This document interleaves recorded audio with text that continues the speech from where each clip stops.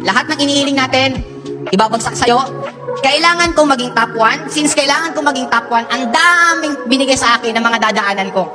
Kailangan ka makaranas ng maraming mali sa buhay mo para maging tama ang future mo.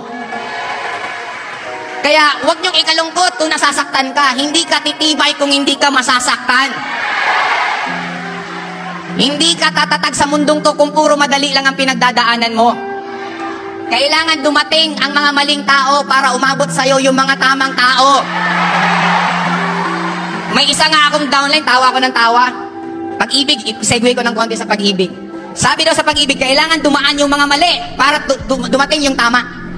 Sabi niya, lahat ng mali, pumila na kayo para matapos na agad, para dumating na yung tama.